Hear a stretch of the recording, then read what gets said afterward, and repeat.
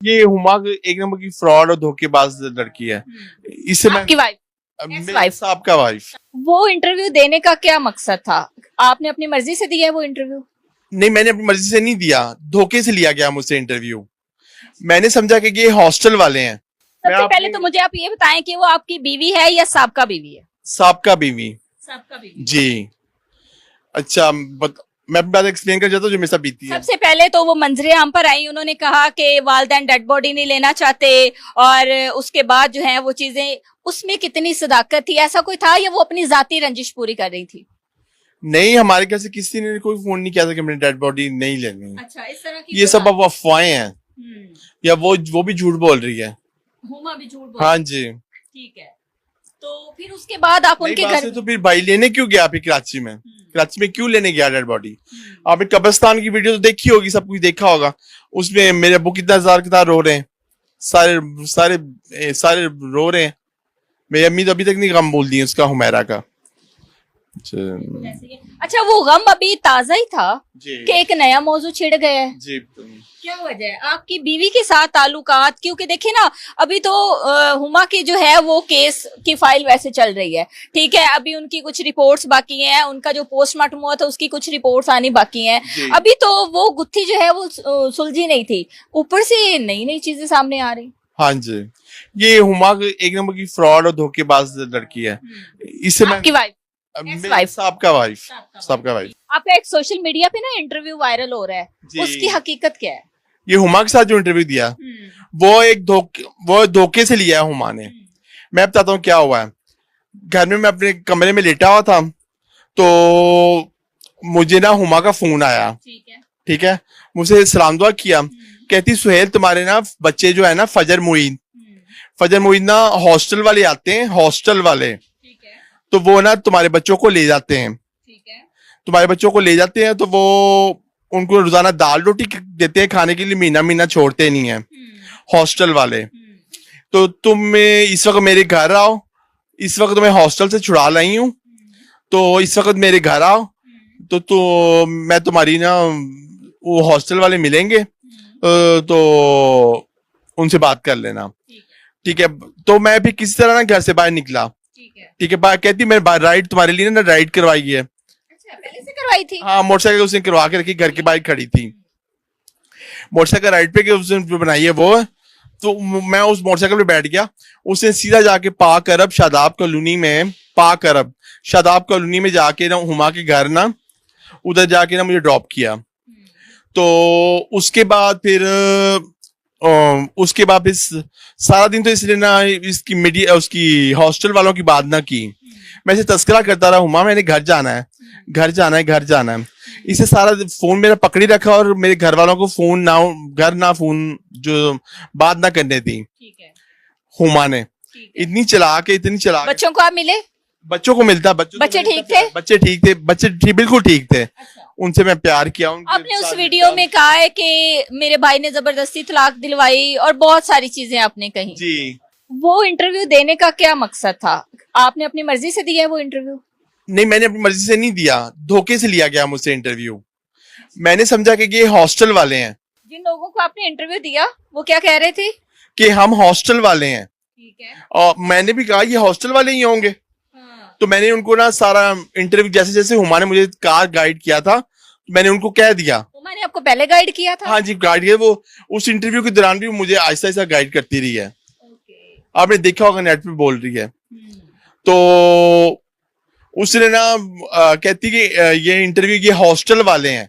मैंने इससे पूछा कि तो मुझे दो बंदे आए थे, मीडिया वाले लगते हैं। मैंने कहा नहीं, ये हॉस्टल वाले हैं। वो कहती हॉस्टल वाले हैं। ठीक है, तो मैंने उनको सारा इंटरव्यू रिकॉर्ड किया, जो उसने बताया था मैंने वैसे ही बातें कह दी। ठीक है, तो मर्जी से कही थी या उसने कहलवाई थी? उसने कहलवाई थी, उसने समझाया हुआ था मुझे। मैंने कहा कि ये तो हॉस्टल वाले की लाइब्रेरी में, उनकी लाइब्रेरी में रहेगी, उनकी यादगारी तौर पे। फजर मुईद तो नहीं पकड़ेंगे। मैं तो अपने बच्चों को बचाने गया था, मैं ना कि हुमा से मिलने गया था। मैं हुमा से, हालांकि मैंने तलाक दी हुई है, मैं तो अपने बच्चों को बचाने के लिए गया था। आपने तलाक अपनी मर्जी से दी?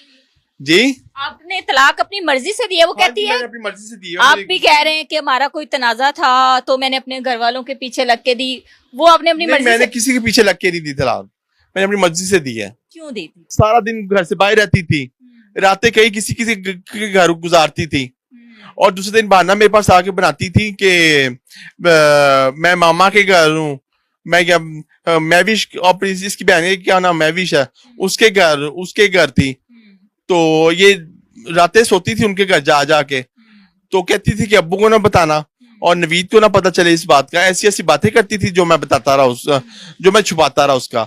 आखिर कब तक उसके मैं भेज छुपाता, तो मैंने किसी तरह वो बता दिया सब कुछ घर में, तो मेरे अब्बू भी गुस्से में आए, तो मैंने उससे पहले फैसला कर लिया था मैं इससे अपनी जान छुड़ाऊं, मैंने इससे अपनी जान छुड़ाऊं। कहना ये है कि आपके भाई आपको कोई दवाइयाँ खिलाते हैं या कुछ इस तरह? मैं इस वजह से नहीं खाता, मुझे जब मैं छोटा था ना तो मुझे ना एक ना चोट लगी थी, दिमाग पे चोट लगी थी, गिरा था, तो उस वजह से मैं मेडिसिन खाता हूँ।